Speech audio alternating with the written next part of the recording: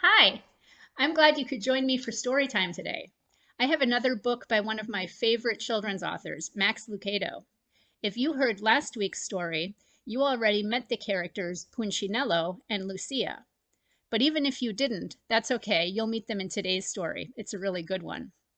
So grab some milk and cookies if you want, and let's get started. This one is called If Only I Had a Green Nose by Max Lucado and published by Crossway Books. Lucia and Punchinello looked out the window of Eli's workshop. Like other Wemmicks, they were wooden people. But unlike the other Wemmicks, they weren't standing in line in the village below. Look at them all, Punchinello exclaimed. I don't understand it, Lucia wondered. Why would anyone want to paint his nose green? Because everyone else is, Eli responded without looking up from his workbench. Punchinello didn't understand. What do you mean? Everyone wants to look like everyone else. Sometimes it's square hats, sometimes it's tall shoes. Why, last year the big thing was yellow ears. Now it's green noses. Everyone wants a green nose. Isn't that kind of silly? Green nose. Would you want a green nose? Does a green nose make them smarter? Punchinello asked. Nope. Does a green nose make them stronger? Nope. Does it make them faster? Nope. Then what does a green nose make them? Eli looked up and smiled. Greener. But his smile left as he looked out the window at the long line of Wemmicks. They think they'll be happier if they look like everyone else. But I made them different on purpose. Freckles, long noses, bright eyes, dark eyes. These were my ideas. Now they all want to look the same. Not me, said Lucia. I'm happy just the way you made me. Me too, agreed Punchinello. I don't need a green nose to feel special. Then he paused and looked at the village. But I would like to see how a green nose looks up close. Want to go? Eli smiled as the two stood to leave. Just remember, I made you different on purpose, he told them. From street level, the line looked even longer and the noses even greener. Lucia and Punchinello worked their way to the front of the crowd and watched as one Wemmick after another stepped into the nose coloring store and came out painted. It's the latest thing, barked a Wemmick on the sidewalk. Don't be the only Wemmick with a plain nose. Who is that? Asked Punchinello. Lucia shrugged. I don't know. Why, that's Mr. Willie Withit, volunteered a Wemmick from behind them. Does he run the nose painting store? Asked Punchinello. More than that, the Wemmick explained. Painted noses were his idea. So were the square hats and the tall shoes and the yellow ears. New things are his thing. He decides what is with it. Isn't he the best? Lucia and Punchinello took a good look at this tall Wemmick with the deep voice, big smile, tall hat, and green bow tie that matched his oh-so-great green nose. Both were thinking the same question. Lucia asked it. Who made him the new thing picker? The Wemmick looked puzzled, like he'd never been asked that question. Well, I don't know. He always has. Then his eyes brightened. Wait, look, here comes a new nose. Ooh, said the Wemmicks. Ah, admired some of the others. The just painted Wemmick didn't stop to speak. He just kept his nose in the air and walked past. All the green-nosed Wemmicks did this. After all, how could your nose be seen if it wasn't in the air? Good point. Walking around high-nosed, however, was risky. Wemmicks walked into walls, doors, and even each other. Lucia and Punchinello had to be very careful. One Wemmick took up the whole street. Step back, he announced. It was the mayor. Make way, every Wemmick. My wife is coming in for a touch-up. With one hand, he waved back the citizens. With the other, he guided her through the crowd. "Horrible! Just horrible!" she cried, covering her nose with both hands. "I chipped some paint when I bumped into a tree. Now the real me is showing. Horrible! Just horrible!" As the crowd passed, Lucia shook her head.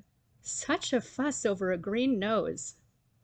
"Yeah," agreed Punchinello. "You'll never catch me in the nose coloring store."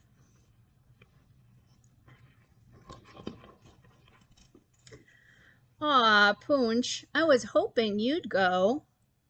Punchinello recognized the voice immediately. "Twiggy?" He turned and looked at the wide-eyed, sweet-smiling Wemmick. His ears began to turn red. They always did when he saw her. He reached up and covered them. "Why don't you paint your nose, Punch? I painted mine. Everyone else is painting theirs. Besides, you'd look good in green." Twiggy reached up and touched the tip of his nose. "Yours is so cute." With that, she turned and walked away. "Bye-bye," she waved. Punchinello moved one hand from his ear to his nose. He turned and looked at his reflection in a store window. Lucia had to grab his hand to get his attention. "Come on, Punchinello, let's go." As he walked past the store, he noticed Willie Withet examining his nose in a handheld mirror. Later at home, he did the same. "I never noticed before, but my nose sure looks pale." Uh-oh. The next morning, Punchinello walked down the street with his friends Splint and Woody. "Are you really thinking about it?" Woody asked. "Sort of," Punchinello answered. "They say the paint stings your nose," Woody volunteered. "And it stinks," Splint added. "The brush could get in your eyes," Woody continued. "And it only comes off with sandpaper," Splint nodded. "Shh." Punchinello put a finger to his lips and pointed at a large crowd of green-nosed Wemmicks standing in the square. "Something's going on." The mayor was standing on a platform. His wife, nose freshly painted, and Willie Withet were on either side of him. "Welcome, one and all, to the first meeting of the Nosy Wemmicks Club," he announced. "Your glistening green sets you apart as a Withet Wemmick." As if on cue, Wemmicks began stroking their noses. "You are classy, you are keen, you are awesome, you are green." Proud of his poetry, the mayor smiled, and the Wemmicks applauded. "We owe it all to Willie Withet," he shouted over the noise, "the pioneer of the painted snout." Everyone applauded even louder. "People love me because of you," one shouted. "I have more friends," cried another. "With a green nose, I am a better Wemmick," exclaimed a third. The mayor hung a medal around the neck of Willie Withet.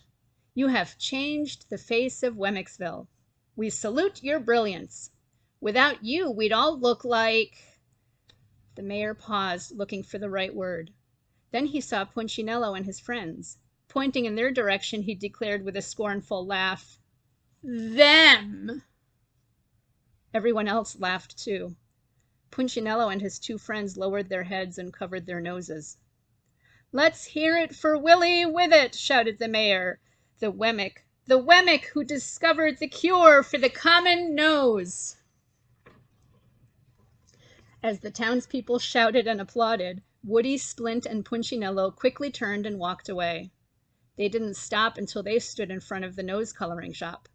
Within a matter of minutes, all three were painted and walking down Wemmick Lane.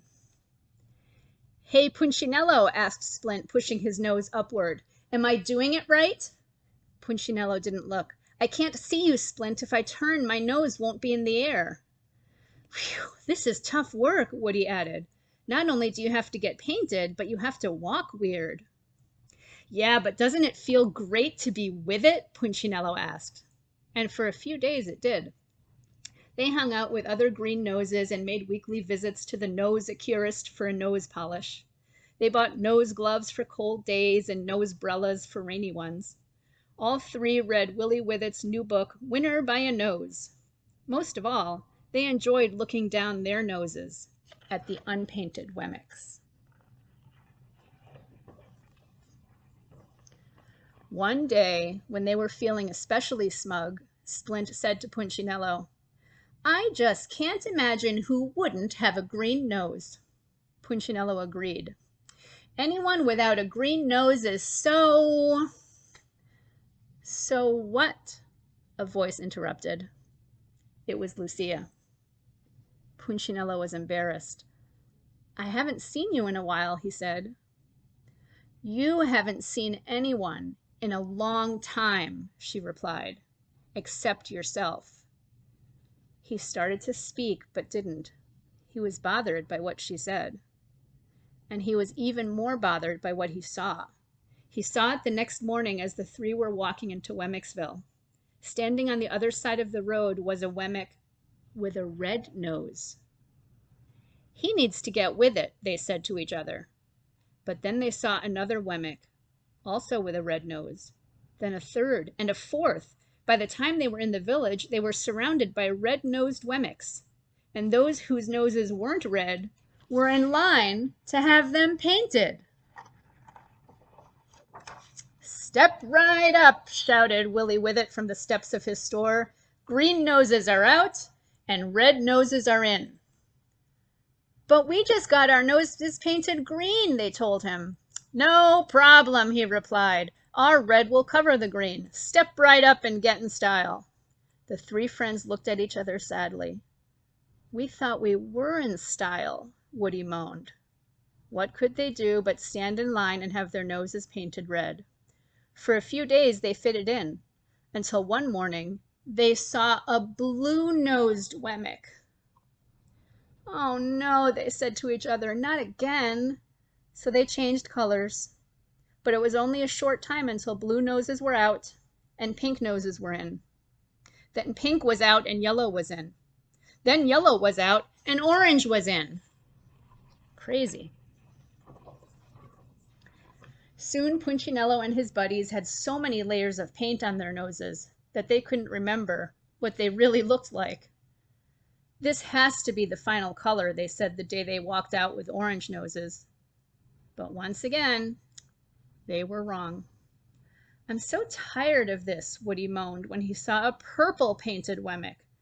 "I wish my nose was common again."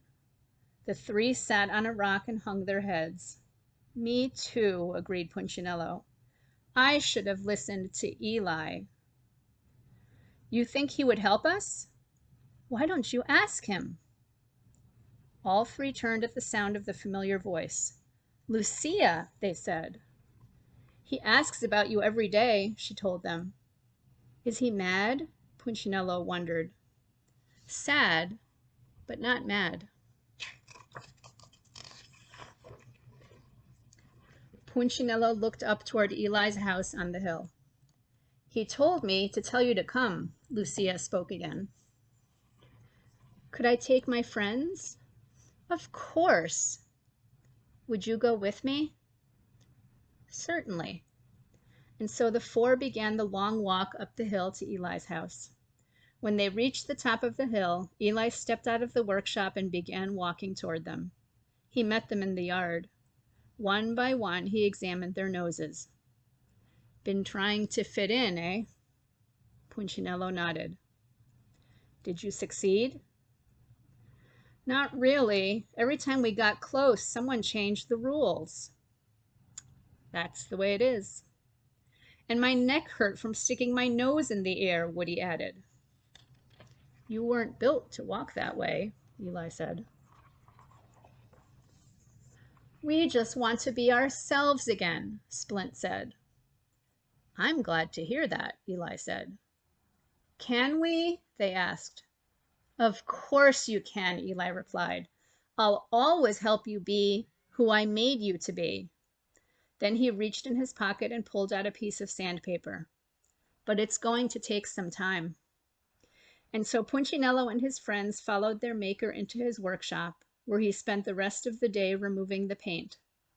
It hurt to be sanded, but it was worth it to be normal again.